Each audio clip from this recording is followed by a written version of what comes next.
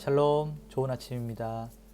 11월 2일 주일 아침 에스라 2장 1절에서부터 70절까지 말씀을 우리 매일 성경 본문의 말씀 순서에 따라서 우리 함께 묵상을 나누도록 하겠습니다. 오늘의 말씀은 조금 본문이 긴 편인데요. 사람들의 이름이 많이 기록되어 있고 사람의 숫자들이 좀 기록이 되어 있습니다. 우리가 얼핏 이 말씀을 보면 이것이 무슨 의미가 있고 사람의 이름과 숫자들이 기록되어 있는 것을 통해서 무엇을 묵상해야 되는가 참 어려운 부분들이 있을 때가 있습니다. 그런데 오늘 이 말씀을 통해서 우리가 배울 수 있고 묵상할 수 있는 부분은 이름과 그 소유 속에 하나님의 언약의 신실함이 담겨져 있다. 거룩한 공동체의 그 수를 하나님께서 알고 계시다라고 하는 이 주제를 가지고 하나님께서 당신의 이름을 기억하신다라는 이 사실을 기억하며 묵상하기를 소망합니다. 자, 전체적인 내용을 좀 요약을 하면 이렇게 좀 볼 수가 있어요. 본문은 바벨론 포로 생활을 마치고 유다와 예루살렘으로 돌아온 1차 귀환자 명단을 기록합니다. 이스라엘 백성들이 남유다가 바벨론에 의해서 포로로 끌려갈 때 한 번에 끌려간 것이 아니고 세 차례에 나눠서 끌려간 것처럼 포로 귀환도 마찬가지로 세 차례에 걸쳐서 이스라엘 땅으로 돌아오게 됩니다. 근데 오늘 이 본문에 에스라서 2장에 기록되어 있는 인물들은 1차 귀환자 명단이에요. 그래서 이 귀환자들은 가문별 그리고 마을별 이런 인원들이 상세히 기록되어 있고 말씀을 보니까 전체 숫자가 42,360명이다 라고 기록이 되어 있습니다. 자, 이 명단 외에도 제사장, 레위인, 성전의 종이었던 사람들, 솔로몬의 신하 자손의 공동체 이런 많은 사람들을 포함하고 있습니다. 그런데 우리가 한 가지 눈여겨볼 사실은 제사장들 가운데 자기의 그 신분을 증명하지 못한 자들을 따로 기록을 해서 혈통적이고 이 제의적인 그러니까 하나님께 드려지는 이 예배의 제사의 순수성이 성전 공동체에 얼마나 중요한 조건이었는지를 나타내고 있어요. 그러니까 아무나 아무렇게나 하나님의 일을 감당하도록 내어주는 것이 아니고 민수기 3장 10절의 말씀대로 아론의 후손 레위지파 사람들이 제사장의 일들을 가능하게 했던 그 말씀에 따라서 자기가 제사장 가문의 신분을 온전하게 증명하지 못하면 왜냐하면 70년 동안 바벨론 땅에서 포로로 살았기 때문에 자기 신분과 이런 한 세대 두 세대들이 지나면서 자기의 어떤 정체성에 대한 혼란을 일으킬 수가 있거든요. 그래서 이러한 신분을 명확하게 하고 하나님을 섬길 때 그 제사장 지파에서 할 수 있도록 이 사람들이 복귀한 이후에도 굉장히 이것들을 중요하게 여겼다는 것이죠. 뿐만 아니라 사람들이 돌아왔고요. 우리가 어제 말씀을 보니까 많은 재물들, 예물들을 가지고 돌아왔습니다.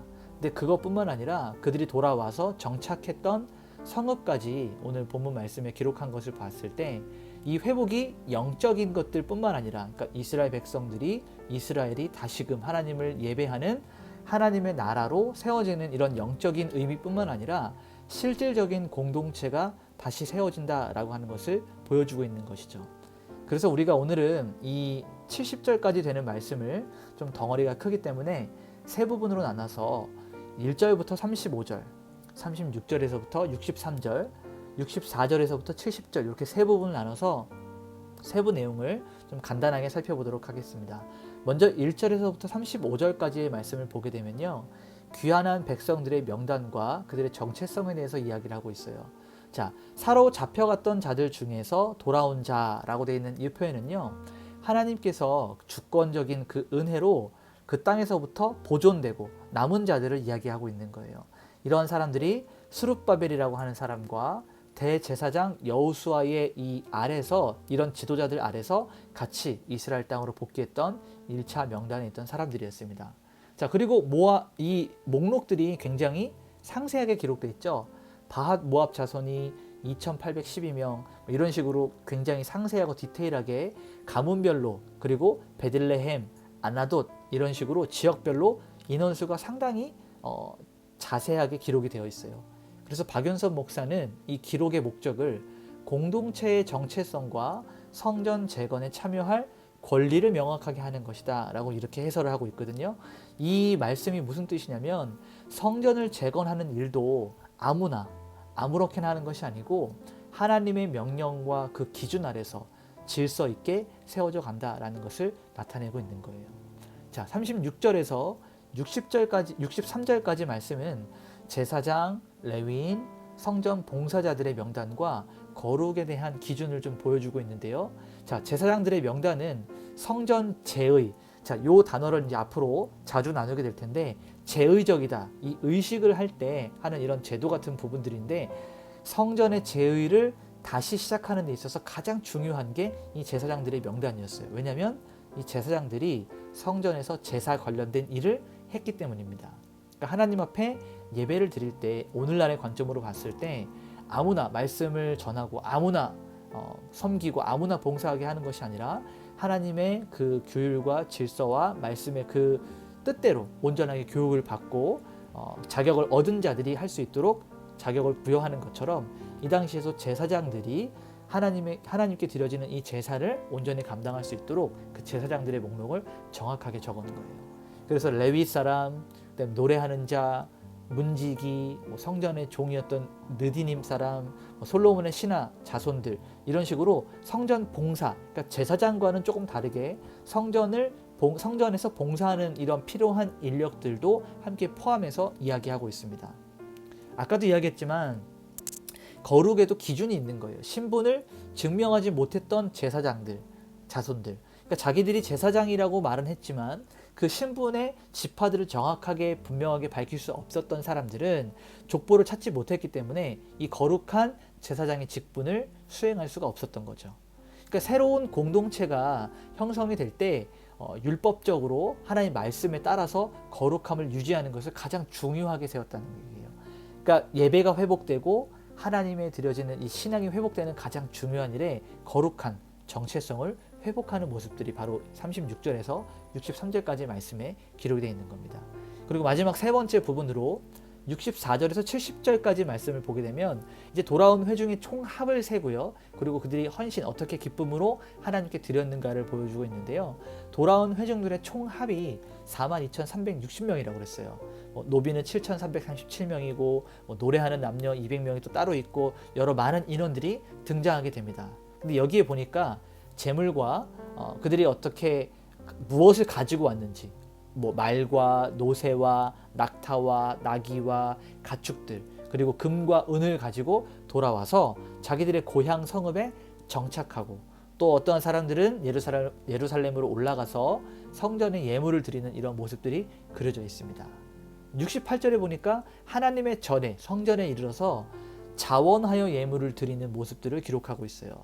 그러니까 이것 참 생각해 보세요. 70년 동안에 이스라엘 백성들이 바벨론이라고 하는 이방 땅에 포로로 끌려가서 그곳에 살았음에도 불구하고 70년 동안에 그 예배 중심을 잃지 않고 신앙을 회복하려고 하는 그런 의지를 보여주는 것이 자원하여 예물을 드리는 행위라는 것입니다. 그래서 오늘 이 11월 2일 에스라 2장 1절에서 70절까지의 말씀의 전체적인 이 원포인트로 한 가지를 이야기한다면, 하나님은 당신의 언약 백성을 잊지 않으신다. 그 이름을 기억하신다는 얘기예요. 그래서 에스라 2장의 이 귀한 사람들의 명단, 우리가 이것을 읽으면서 도대체 뭘 묵상하고 이것이 무슨 의미인가 아주 지루하고 숫자들만 계속 써있네요 라고 말할 것이 아니라, 70년 동안의 이 포로 생활을 하는 고통 속에서도 하나님은 여전히 자신의 구원의 계획을 잊지 않고 기억하고 계셨다라는 것을 증명하는 아주 공식적인 증거가 되는 것이죠. 그래서 최고의 설교자라고 불렸던 찰스 스펄전은 이 명단을 통해서 성도의 개수, 그러니까 성도의 숫자를 세는 것이 하나님의 소유에 있는 소유권을 확인하는 증거다라고 이렇게 이야기했어요. 그래서 하나님은 당신의 이름을 아는 자들을, 그들을 통해서 하나님의 언약을 이어가고 역사를 진행하신다라는 것을 오늘 말씀을 통해서 우리가 볼 수 있습니다. 자, 오늘 이러한 적용점을 좀 가지면 좋을 것 같아요. 나는 하나님에게, 하나님의 생명책에 이름이 기록된 자다, 이런 정체성을 좀 가지고 있었으면 좋겠습니다. 때때로 우리가 우리의 삶을 다른 사람들과 비교해보고 세상 가운데 나는 보잘것없고 별 볼 일 없다라고 생각해서 좀 낭망하고 좀 의기소침하고 좀 좌절하는 모습이 있었다면, 세상의 기준으로 나를 보지 말고 하나님의 생명책에 이름이 기록돼서 하나님에게서부터 이름이 기억된 자다, 하나님이 내 이름을 알고 계시고 내 행위를 알고 계시고 나의 모든 생각과 마음과 나의 모든 것을 알고 계신다라고 하는 것에 힘을 얻고 하나님이 주시는 거룩한 자존감으로 이 땅을 살아갈 수 있었으면 좋겠습니다. 오늘 또 이렇게 한번 기도합시다. 주님, 제 이름이 당신의 생명책에 기록되어 있는 주의 자녀라는 사실을 잊지 않게 하여 주시옵소서. 내가 하나님에게 속한 이 소속감을 가지고 거룩한 자로 살아가게 하여 주시옵소서. 우리 이러한 마음으로 같이 기도하면서 오늘 하루 하나님께 온전히 드릴 수 있는 그런 날이 되기를 소망합니다. 우리 같이 한번 기도하도록 하겠습니다. 기도하시겠습니다.